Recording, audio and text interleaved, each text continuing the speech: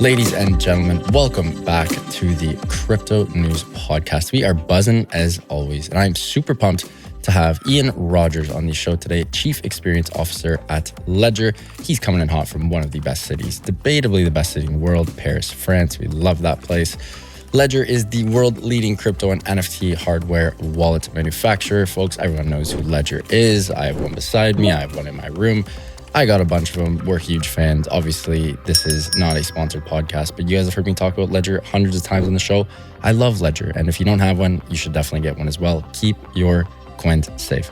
Ian has spent his career exploring and innovating at the intersection of music, arts, and tech.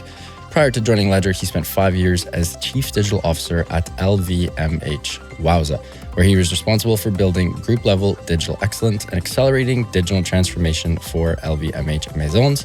Ian is also renowned for his work in the music industry, where he was the CEO of Beats Music and GM of music at both Apple and Yahoo, and also built some of the earliest music-related websites in the 90s, including Winamp.com, and has been working with the Beastie Boys since 1993. That is wild. What a bio. Ian, welcome to the show, my friend. How you doing? Bonsoir, Matthew. It's good to be with you. That is crazy. Wow. Where do we even start there? You know what? Let's just go right back to like young Ian from a early age. Did you always love tech? Did you always love music? Did you always have this great flow you have? I mean, I don't know if you're a hockey guy at all, but if you put on a hockey helmet and skated around the ice with your hair, you'd be a god out there. Like that's like hockey flow 101. Man, at my age, if you still got this hair, Exactly. You got to show it off. You know, that's the way I look at it. It's like, I still have it. A lot of my friends don't. From an early age, yeah. I was always a music fan. I had an older brother, and my older brother, gave me his Kiss records when he outgrew them. So when I was 5 was when I started collecting records. And then my stepdad was a music fan, as were both of my parents, my mom and my dad. But also my stepdad had studied computer science in the 70s at Indiana University. Yep. And so he actually had like a little software business in our house. It was called Hoosier Software, and it was basically just mail order software. But we had an Apple II Plus, and then he got an Apple IIe. So the Apple II Plus moved to my bedroom, and I just, I played video games, of course, but I also, programmed BASIC. There was a little college, or a small Mennonite college near us in Goshen, Indiana, called Goshen College, and there was a computer course associated with it called the Creative Loop. What a great name, cool. Creative Loop. I still think about that. That's such good branding. Goshen, Indiana in the 80s, in the early 80s. I took the computer classes there, and then I finished them, and then they needed help, so I helped to teach them. I was like a teacher's aide, when I was like 9, 10 years old, like helping people with their basic homework. But then my mom, my stepdad split up, and it was the 80s, and I was a teenager, and I there were no computers in the house anymore, so I just rode skateboards and ended up getting my girlfriend pregnant when I was 17 years old, and went to so my daughter is 33. I just got off the phone with her 2 seconds before I was talking to you. Now she's got a PhD in genetics from Stanford and works at a AI company in New York called System. They grow up, it happens. But I changed my major. Long story short, changed my major to computer science when I was a freshman in college, and that was 1990. So when I started college, it was like science fiction. You'd say computer science, and you might as well have said rocket science. But by 1994, when I graduated, you'd say computer science, and people would say like, oh, well, I was on AOL last night. And, it was just like this moment where a normal person might have a computer, and they might be using it to talk to another normal person across the country. Like that was just a brand new thing. And I was there for what was pre-Netscape. It was called, Mozilla. It was called Mosaic, actually, originally. Back.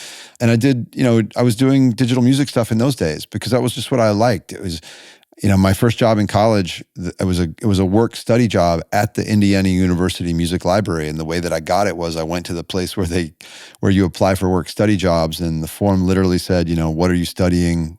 Computer science. What are your interests? Music. And so that's really kind of sums up my life.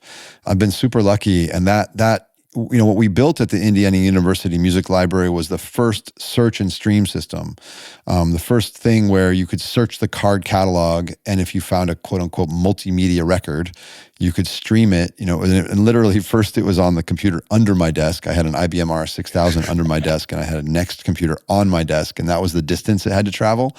But then I would argue that, for the next 20 years, just moved the computer further and further away from my desk until ultimately it became Apple Music. It was really kind of Groundhog cool. Day. Pretty much everything that we did from, 1992 until 2015 was about that. And then, for me, when we launched Apple Music, I was super proud and it felt like my life's work, but I also really felt like I'd reached the end of the road. I was like, okay, we did it, and this isn't that interesting anymore. It's like it's an oligopoly, of record labels on one side and streaming services on the other. And to be honest, it's not quite the internet that I was excited about. I really think that, we were excited about, free software and getting rid of gatekeepers and having a consumer internet, of 6 billion people where people are paying, 30% to the App Store. That wasn't the internet that we had in mind in 1995. So I think, that's a lot of also, what has drawn me into crypto. I mean, for years I had unfinished business, the digital music space. And now I feel like I have, unfinished business in the tech space. And it's freedom in a way. And it's freedom, and it's freedom of choice for people to do, what they want, how they want it. And I think that's, literally what Ledger brings. I mean, Ledger has the same chip in it that you have in your credit card and your passport, but the chip in your credit card protects the secrets of the bank, and the chip that's in your passport protects the secrets of the government, and your Ledger protects your secrets. I mean, that's driving a little, and you as a user have ownership, and that's driving a little bit more at the internet that I always dreamed of. What a great start to the show there. Heck, you just brought up Ledger. Let's keep buzzing on it. Why the jump? Because again, you worked for Beats, you worked for Apple, you worked for Yahoo, you worked with incredible companies. You got to launch friggin' Apple Music. I mean, that's wild. I'm one of the few people who actually use Apple Music. My bit of a long story, but the whole family uses it. It's one of the, and it's clean. It's something I'm used to. It's Spotify better, up for debate, but I love it. I use it all the time. The new favorite button is nice too. That's been needed for a while. It's finally out. I love that. But why the jump, Ian? Because again, it's not like you were working for a shitty little startup and it's like, I'm going to go to crypto, see what's good. Like that must have not been an easy decision for you. Yeah. I mean, it definitely says something about all these changes say something about me personally. Look, when it was 1998, I was working at Sony, and there were a couple of guys in Sedona, Arizona, who asked me to come join this, like as Winamp as the first employee. And my friends were like, "What are you doing, dude? Like, you've got a kid. Like, you're going to work for some like company that nobody's ever heard of, and like, the main dude's like 18 years old. Like, are you crazy? You're working for Sony. That's a great job." But I just believed, so I went. I think that's always what I've tried to do.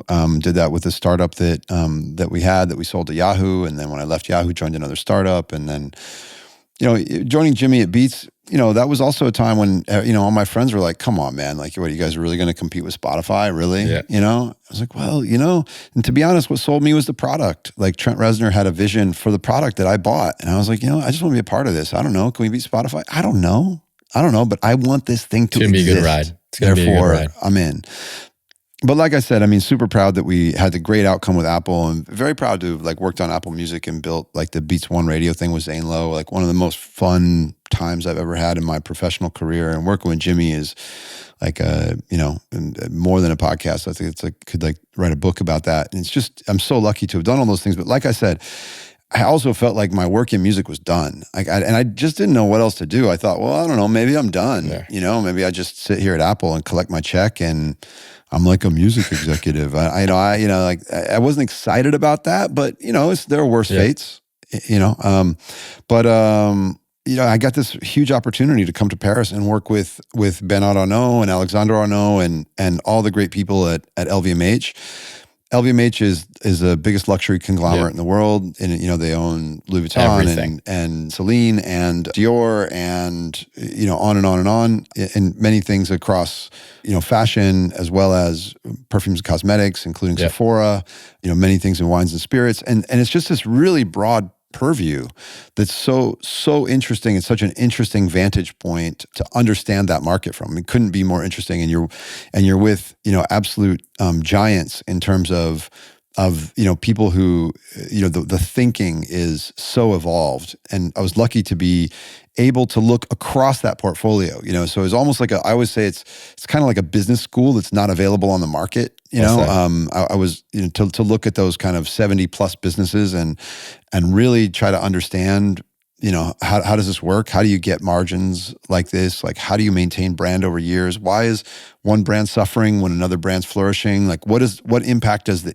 internet have on these businesses? And, how can the internet, I really saw the internet as a net positive for those businesses because of the way that the internet moves culture. It moves us away from mass and towards niche. It moves us away from marketing's efficiency, and it moves us toward quality efficiency. And like, to me, these are kind of niche brands that are really focused on quality and creativity. And my belief was that really works on the internet. I think that we proved that. I mean, the market cap of the company went from 100 billion to 500 billion during the time I was there. And it's not my doing, it's because the world was moving that direction, right? And that, I think my ability to your hockey metaphor, you skate to where the puck is going. And that was what I saw, was that, the puck goes over there.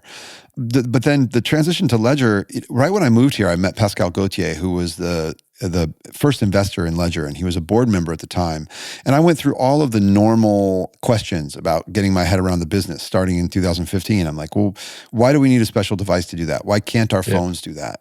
Why is it that your laptop and your smartphone cannot be secure? Which is not only factual, it's more factual today than it was in 2015. The M1 chip was compromised, now they announced a compromise just a couple weeks ago. You had everywhere. two zero days in the Pixel phone. Just over the past week, there's a potential exploit.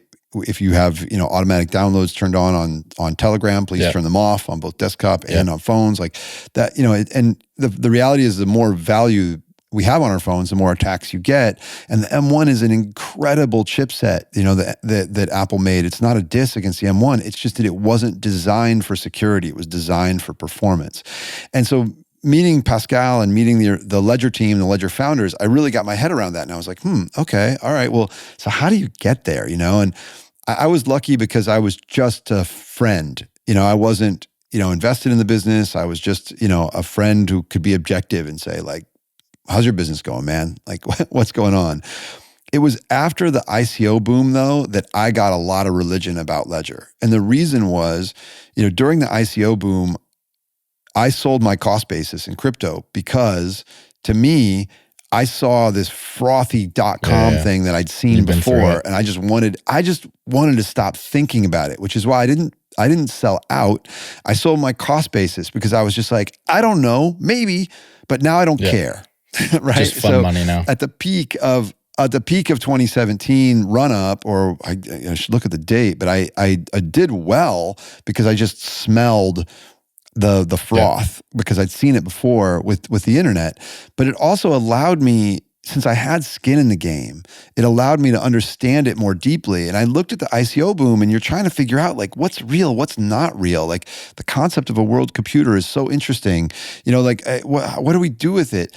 And then I had this realization. I called Pascal one day and I was like, dude, I think your company is going to be huge. And he was like, okay, why did you finally come to that realization? And I said, because it reminds me of Cisco in the 90s, and you had all these, in the 90s, we knew the internet was going to be a big, important part of the lives of humans. But like, okay, is it Netscape? Is it AOL? Is it Yahoo? Is it Lycos? Is it, like, placing those bets was like really hard, and most people got burned. How did Cisco win out? What did they do differently? Cisco just had one bet. Will there be more or less internet tomorrow? I think more. Right? I mean, if you think about it, everyone else was like a layer above that bet. But Ledger exists. Ledger is, will we have more or less digital ownership tomorrow? 100%. More. If you don't believe that, honestly, I'm not even going to debate with you. Like, it's like, to me, it's the most basic thing. And if somebody's like, well, I don't know if we're going to have digital ownership, I would just say, man, please go away and come talk to me in 10 years, because I don't have time to have this conversation, to be honest with you.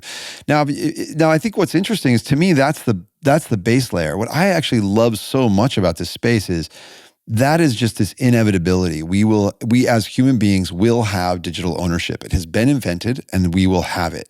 Now, the amazing thing is that when you go kind of one layer up from that and you actually look at Bitcoin, it is worthy of inspection all by itself also, right? It's actually insanely interesting. When you look at Ethereum, and the concept of a world computer, and then the concept of the suburbs of the L2s, is super interesting. It is actually all by itself also worthy of inspection.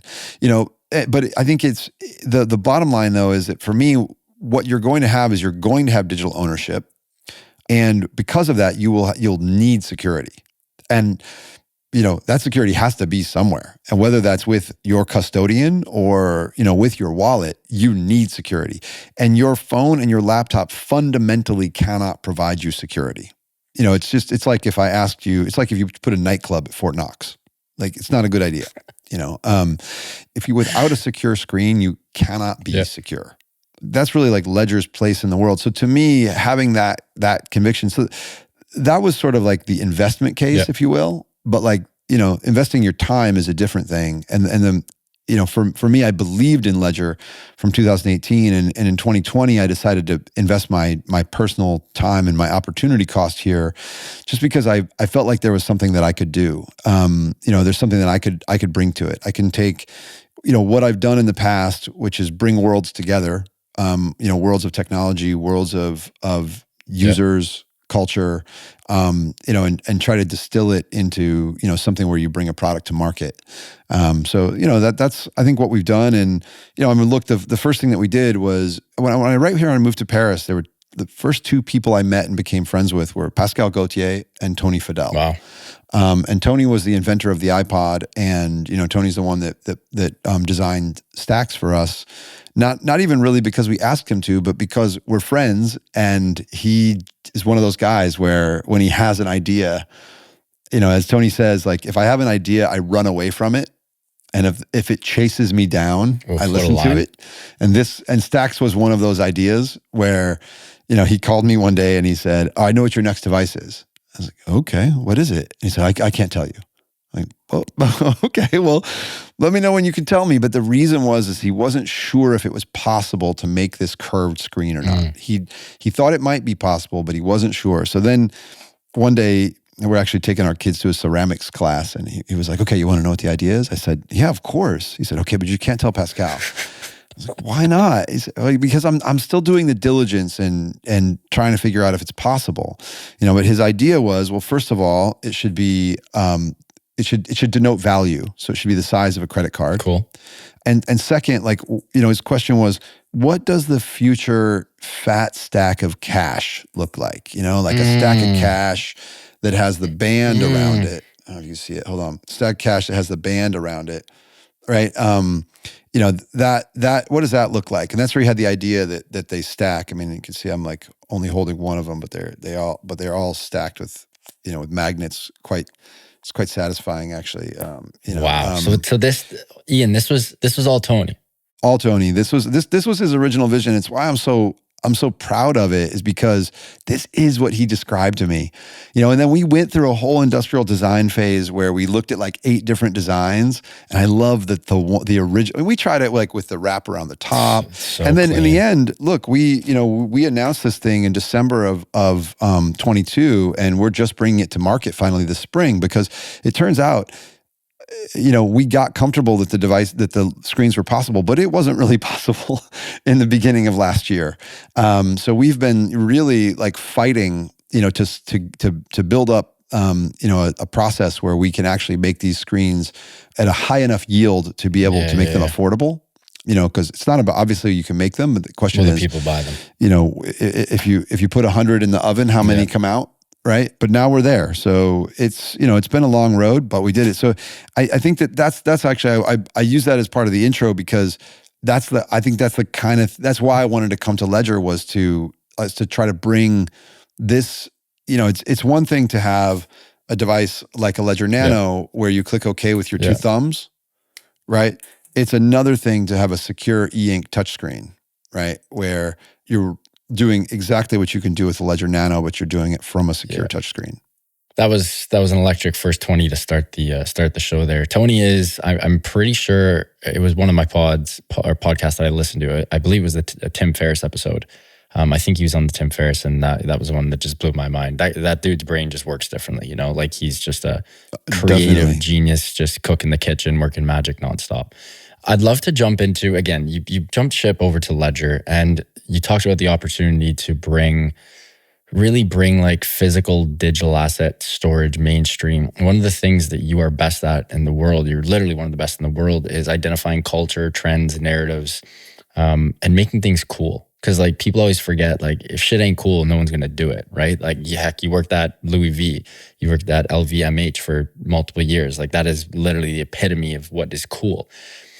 Besides Stax, how else can we make like physical digital asset storage cool and trendy? Like how can we make it so people are showing it off? People want to like, you know, hey, check out my ledger, you know? But again, that the tough part about that is when you show off, and maybe I'm completely out of line here, but when you show off a nice $10,000 Louis V bag, it's a status symbol. But if you're showing off a ledger, like that could have $1 million in there, you know, like maybe do you not want to show that off? Like these are just things I think about, Ian, that you obviously know way more than me, but throwing the ball over to your court, how do you make it cool? No, it's a great question. I'm glad you give me the opportunity to address it. I'm going to say a couple things. One, you know, I'm not sure how cool we actually want to make it, to be honest. Like, in other words, like I really do think, I mean, yeah, Apple is the gold standard here, right? Where and you could say the same about a lot of luxury businesses in that they make great things and you like them because they're great, not really because they convince you they're cool. There's a little bit of both. Don't get me wrong, right? I mean, you look at the Apple ads, the cleanness, et cetera. But if the product itself wasn't desirable, then it wouldn't work. And that's actually why I think, you know, some people think that, you know, luxury brands make crap and they just make people like it. It's not really true. It's actually, they make really high quality stuff, you know, and that's the starting point. And then they build culture around it. But if this stuff, if you could poke a hole in the quality of it, and I've seen that I'm really glad to have had the opportunity at LVMH to see that up close and to see how serious they are about quality. I mean, I'll give you an example that I've said publicly before. I was in the room when they were launching Rihanna's, you know, skincare line. And Bernard Arnault didn't even care about the marketing. He was like, I'm sure it's great. I want to know about the quality. He's like, because it's Rihanna, I know we have a business in year 1. The question is, do we have a business in year 15? And we only have a business in year 15 if the product is super high quality. And I think most people, I tell that story because I was there, and I think a lot of people wouldn't believe that story. They would think that oh, the Rihanna thing is just a marketing gimmick. It's like, no. They were obsessed with the quality of the product. And I'm guessing that people who use the product would go, yeah, it's really fucking good. You know, and they would say, it's not just because of Rihanna that I use it. It's actually a really good product. So you have to start with a good product and a good experience, or you have no leg to stand on. I also think you have to be really, you know, sensitive to the market. The market in 21 was way different than the market right now, right? The things that we did in 21 from a marketing perspective, I would not do today. You know, it's different when like what's hot is, you know, Bored Apes and, you know, an Atom Bomb Squad and, you know, et cetera, that then you're going to make one move. But, you know, when it's, you know, Bitcoin, ETFs, you know, having like, that's the story, then you're gonna do what is in the market. You're gonna speak to the market that is coming in today. I mean, look, with Stax, you know, I want to sell, you know, to the first customers, not the customers 5 years from now. You know what I mean? I want to sell to the people that are buying this thing this summer. And that's going to be, you know, people that are really familiar with Ledger, and they're people like you that are already fans of Ledger, and they've, you know, and I want to talk, you know, directly to you. I do think though that what you always need to do as a brand is you have to be really clear about who you are and what you stand for. It's also why I love this brand, because this brand, you know, 2024 is Ledger's 10-year anniversary. And you've got a company that has basically been saying exactly the same thing for 10 years. And that almost doesn't exist, especially in crypto, right? Where what do we stand for? We stand for security and self-custody. And frankly, I think it's a stronger message today than ever, because your phone is actually less secure than ever because the attacks are getting more and more sophisticated. People have more value than ever, because they're sort of like buying into the narrative more and more. And we have seen cycle after cycle what happens when people compromise on security, self-custody, or both. FTX was a failure of both security and self-custody. I tell you, like, I had like a moment of self-doubt, honest to God, like when, in the fall of, I don't know when it was. I think it was like fall of 21. Whenever FTX launched their NFT like custody solution, I was like, I don't know, maybe people aren't going to want self-custody. I mean, maybe I'm wrong, but I didn't know how right I was, like how bad an idea it was to custody your NFTs with FTX, who are both not self-custody and don't give a shit about security. Like it's proven in court records that they literally cared zero about security. So I think that's the thing is, as a user, you need to care a lot about self-custody and security. And if you say, even if you're a person that says, you know what, I prefer to keep my crypto with a custodian, well, the security of that custodian that you keep your crypto with matters a lot, right? And I hope, that you're choosing a brand name based in the US, or else I got zero trust for anybody else, right? I mean, I mean, if a friend of mine's like, yeah, my money's with Coinbase or my money's with Kraken, I'm like, I back that. I trust those guys. I can't think of another one where I'm like, oh, good move, Yet here we are in a world of, 550 million people in crypto, and we've sold 6.5 million ledgers. That's a lot of people that are, neither with self-custody or secure. And that's what we think about. So I think from a branding perspective, you really, I think that's where we need to live. We need to say, more than anything else, this is about security. And by the way, it's about security of more than just your digital assets.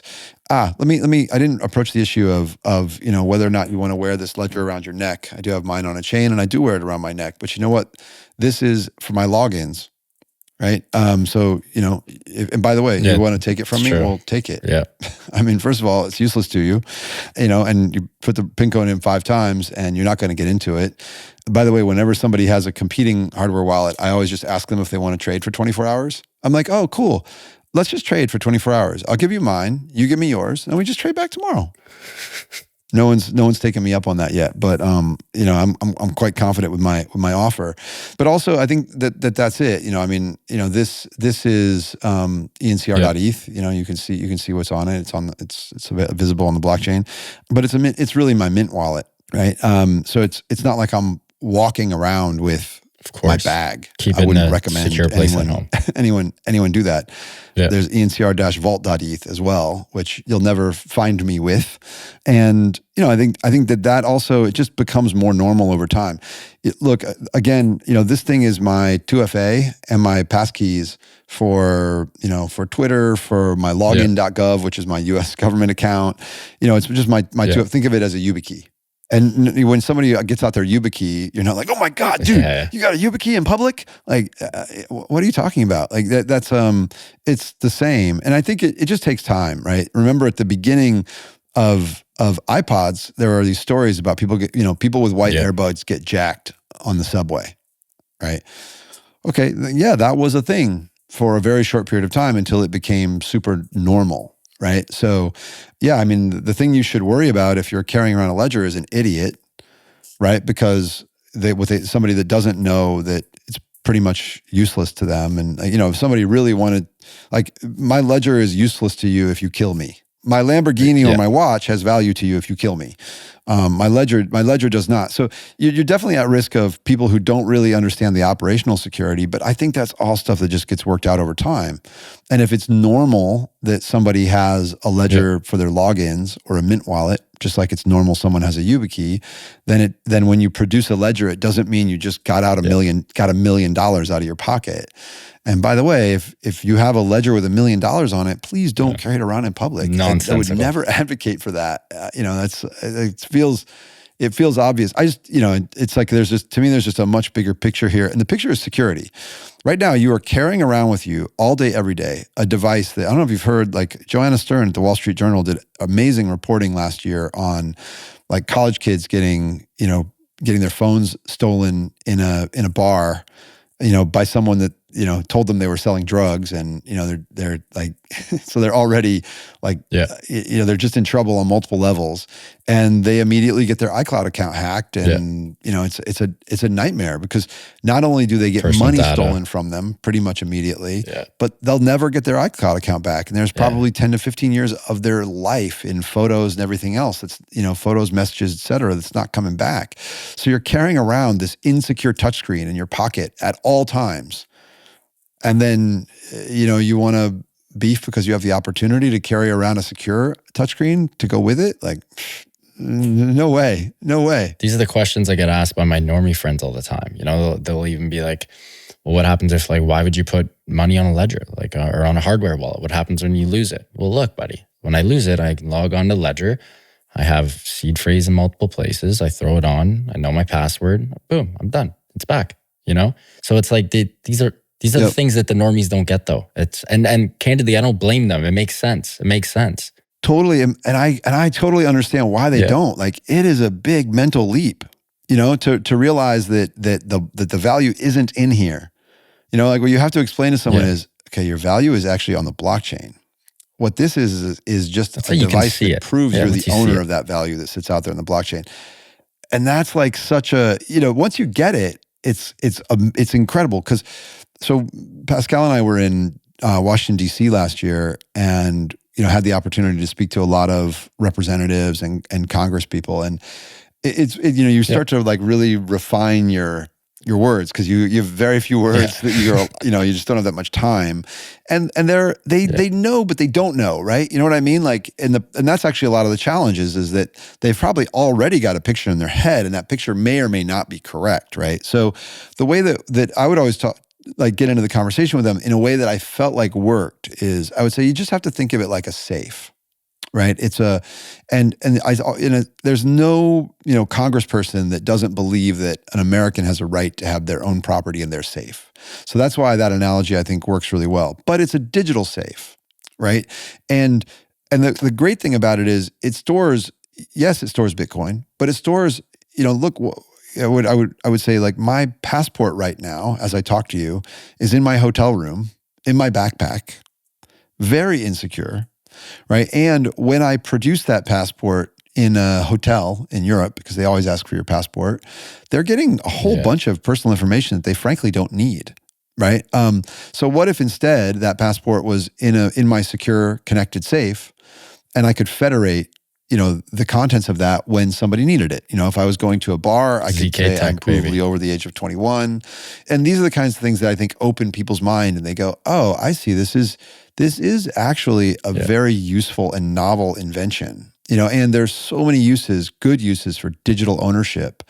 I mean, I think it's actually, completely fundamental. If you look at that Rabbit R1 device that was announced at CES this year, did you see that thing? It was like designed by Teenage Engineering. You're supposed to be able to say to it, like, book me a flight to New York, but there's no way.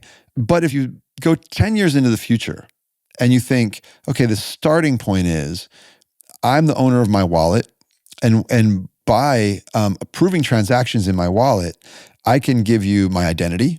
I can give you value like money. I can give you my preferences. So instead of my preferences being on Delta.com, United.com, Southwest.com, et cetera, my preferences are owned by me. Now you could actually imagine asking that device to book you a plane flight, and it says, "Can I look at your airline preferences?" And I say, "Yes, you may." Can I have access to your Delta frequent flyer account? Yes, you may. Okay, I found these flights for you. What do you think of that? I like that. Okay, now, yes, I want to buy it. Okay, let me approve the transaction to buy.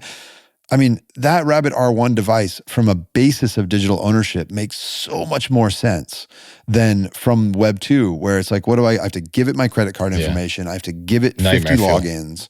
Okay, well, now maybe it can scrape the web and do the job in a super insecure way if I trust it. Like, that doesn't work, period. It's a neat idea, but it doesn't work until we have digital ownership. Well said there.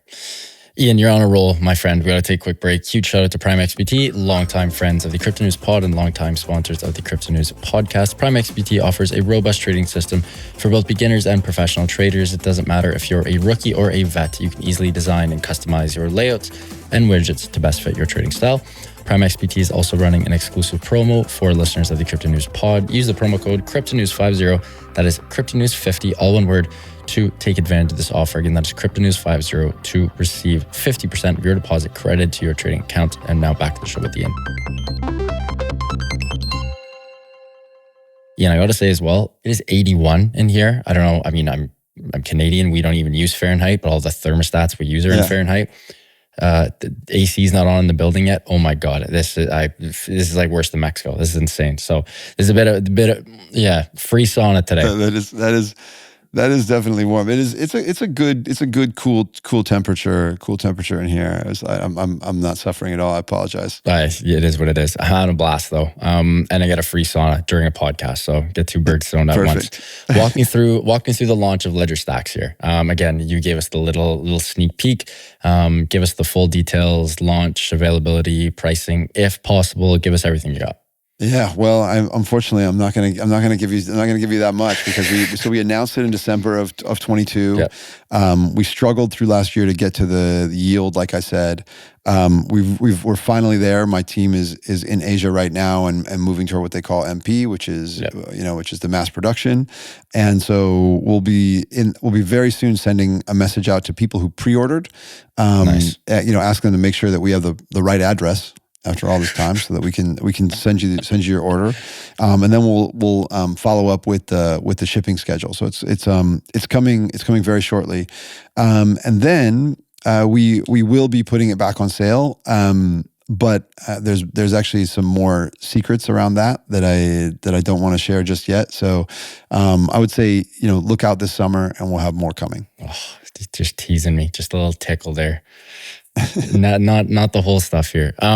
The secure screen and more interactability. Again, this guy, phenomenal, love it. But I dream of having a screen, and I'm going to have a screen. Yep. Was this a no-brainer from the get-go? Obviously, this is one of your babies. This is one of your brainchilds. As soon as you came in, was this just no-brainer? Yeah, you can see for the viewers as opposed to the listeners. I don't know if it's also a little out of focus, isn't it? But you can kind of see what the UI looks like here, and it's it works like your Nano does, in that you have applications and it's a signing device, and you set up a transaction on your phone, and then you sign with your Ledger Stax.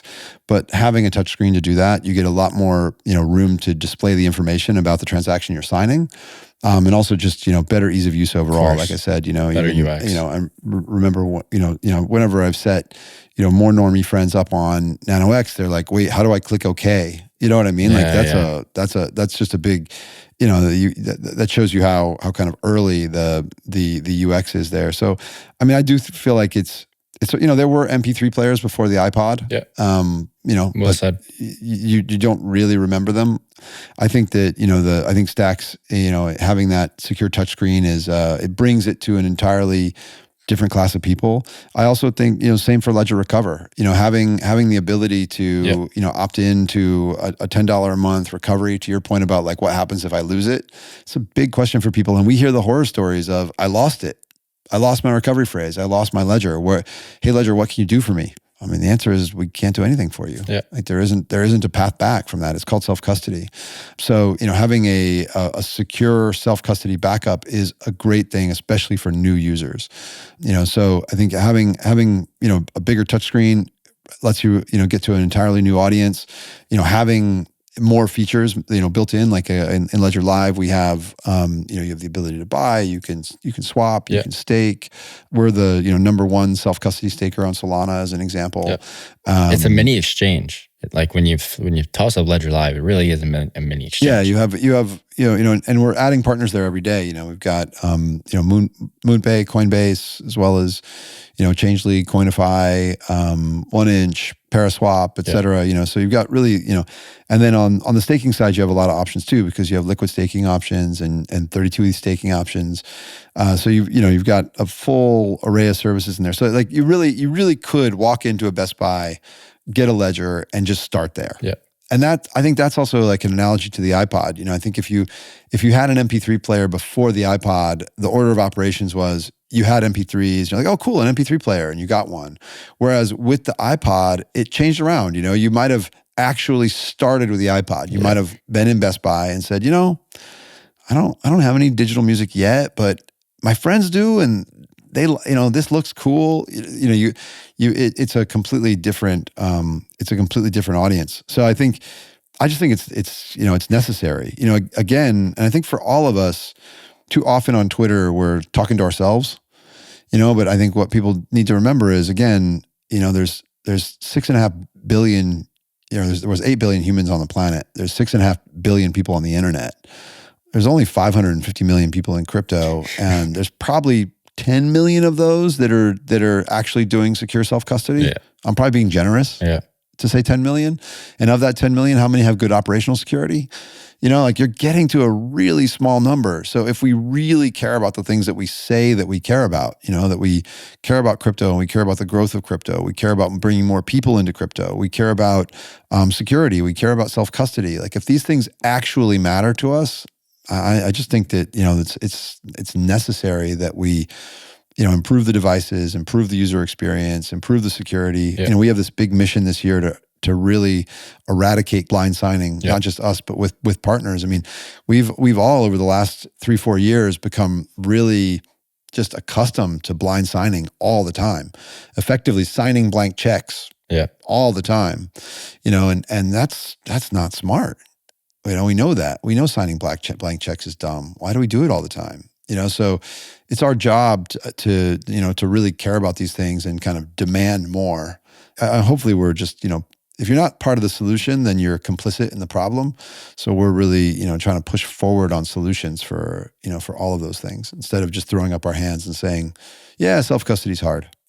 Yeah, well said. Ian, what an episode, man.